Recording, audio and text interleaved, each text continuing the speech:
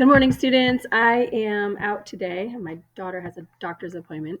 So I'm going to walk you guys through a CER of a symbolism response. So the first thing you're going to do is you're going to capture your name, your date, the class. So please put your first and last name, Sally Snowflake. Please do this as you see me doing it. Today is 2/14, the day of love, 2023. The class is block G in this case, and the assignment is Symbolism CER first try. Okay, then you're going to hit enter. Now, I've already set it up so it's double spaced. I've already set it up so it's black font. I've already set it up with the plain font. And now you just need, actually, I'm going to move this over. I'm going to change it. Arial annoys me. I don't know why it always defaults to Arial, but we're going to change it to something different. I think I really like Georgia. It reminds me of a typewriter. So once you have your heading on there, your first and last name, the date, the block, and the assignment, then you're going to hit enter. Then the next thing I want you to do is I want you to hit tab. Tab is up in the upper left-hand corner. You're going to tab in once so that the document knows that you want it to space over properly. You want it to space over that indent at the beginning of the paragraph. So you hit tab. Now, we are going to answer the question of what is Rosara's white dress symbolic for? And we already filled out the chart in class. So in class, we filled out the chart, and now I'm going to walk you through answering that question on paper in a CER.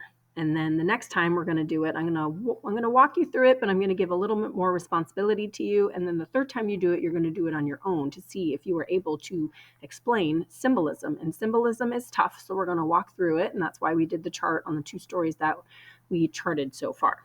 Okay, so the first thing we always want to start with is a setup, and the setup includes the title, the author, and a very brief summary. In this case, we want to keep it down to one line or two.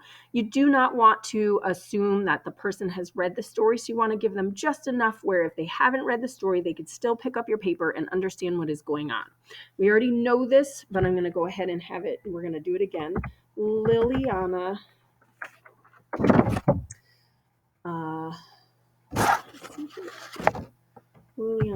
Heker, the author of The Stolen Party. And I know I'm typing fast. You're going to have an opportunity for the typing to stop so you can catch up. Author of The Stolen Party.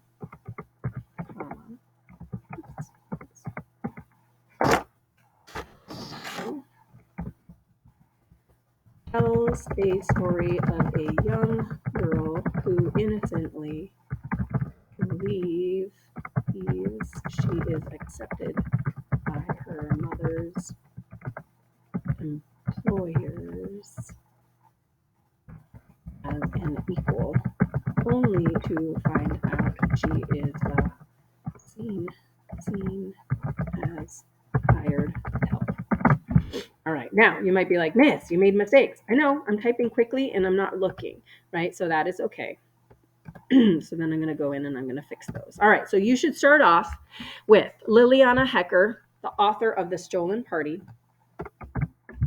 tells a story of a young girl who innocently believes she is accepted by her mother's employer as an equal, only to find out she is seen as hired help. That is the setup. We have the author, we have the title, properly punctuated and capitalized, and we have the very brief summary, all in one sentence.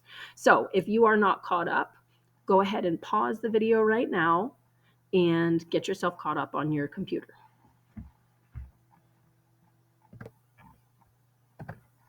All right.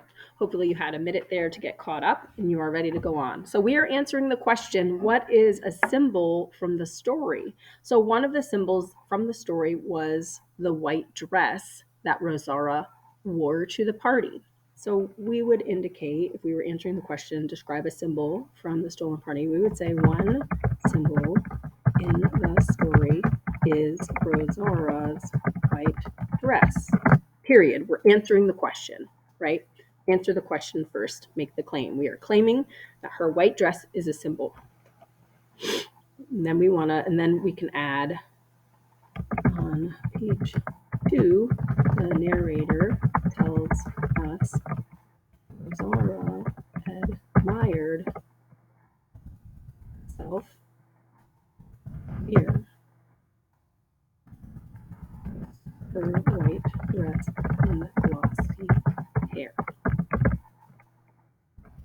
Now, by doing that, we've indicated where in the story it was. It was on page 2. She admired herself in her white dress and glossy hair.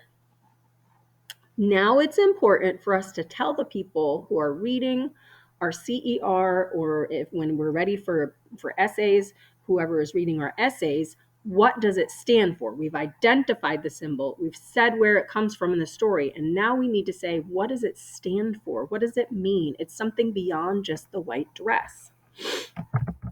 Her white dress serves as a symbol of her innocence.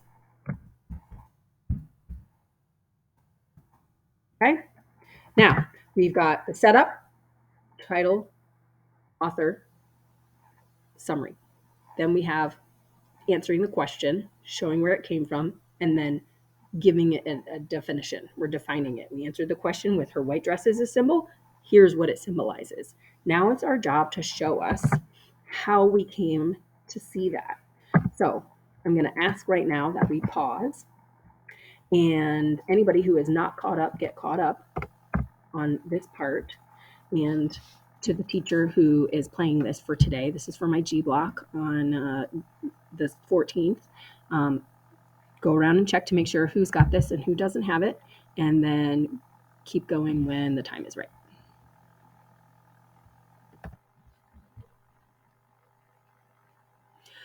All right, if you are continuing, that means that everybody in the class, or almost everybody, is ready to move on. They've got this on their paper.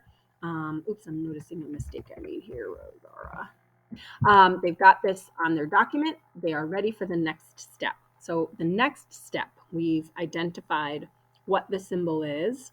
We have identified where it came from, and then we've said what it stands for. White dress serves as a symbol of innocence. Now it's our job to convince, to explain, to connect the dots. Symbolism, there's often a gap between the item and then what it symbolizes. This one is maybe closer than others. Sometimes there's a huge gap between the item itself and what it comes to represent, right? So it's our job as the writer to connect that for our reader. Okay, so here I go. Here's what I'm going to have you type next. And again, I'm having you type this and follow this along so you can see what a well-developed draft looks like of a CER so that you can be prepared for next time. Alrighty, next.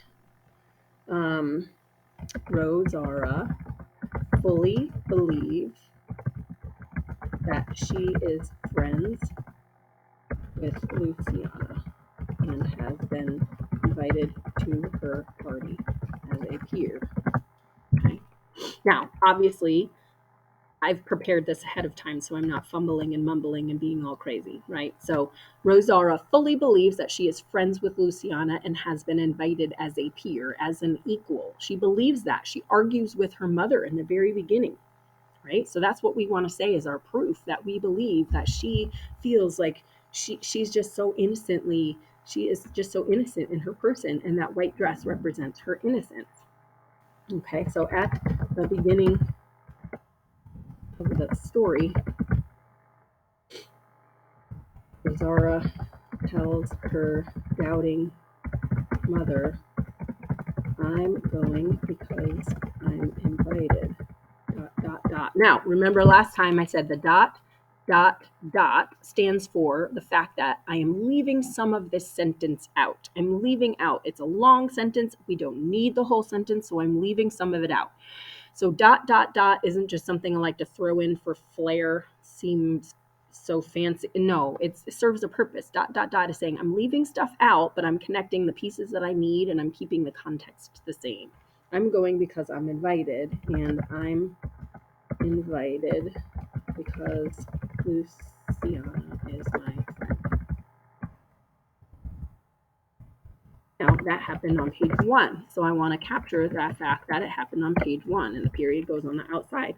Now, you want to run your computer, you want to run through and have it double check for grammar and stuff. I'm making mistakes as I go because I'm typing fast, but you want to just double check to make sure that all of your errors are fixed. I'm going because I'm invited, and I'm invited because Luciana is my friend. She innocently believes this. And there could be any number of things. There could be definitely, there's 5 or 6 different things that you could include here and explain. So it doesn't have to be this, but this is what, hi, what's up? Ooh, pause. Okay. Sorry about that. Someone came into my classroom. I'm in my classroom at the end of the day on Monday recording this for you guys so that you've got a nice, clear example.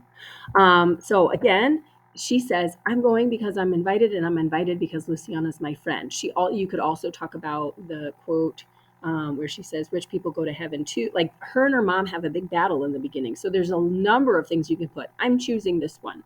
I feel like this is her, like, standing her ground and saying, I'm her friend. And then at the beginning and the end, you can pick up the clues that she realizes that I do think she and Luciana are friends, but she's being seen as different, which is something that she does not want. All right. Now we need to explain this, right? We've got this quote. Now we need to explain. Her mother, on the other hand, I'm using that transition to say her mother, opposite her, using those transition words, does not believe Luciana has invited Rosara as an equal. This shows that Rosara, innocent, believes she is Luciana's friend, despite what her mother tries to tell her. Her white dress is a symbol, bringing it back to the claim of that innocence. All right. I know that is a lot. So pause and get caught up. That is the end of the CER. We have said what the author, what the title, and the brief summary. We've answered the question, what is a symbol in the stolen party? We've said her white dress is a symbol. This is what it stands for. This is how I know. And we've given evidence of that. And we've explained it. We've cited where that evidence came from, what page it was on. We've explained it with our own words. And so now that is a clear, well-developed CER. When you are finished with this, you're going to submit it in the same place where you opened it. Have a great day.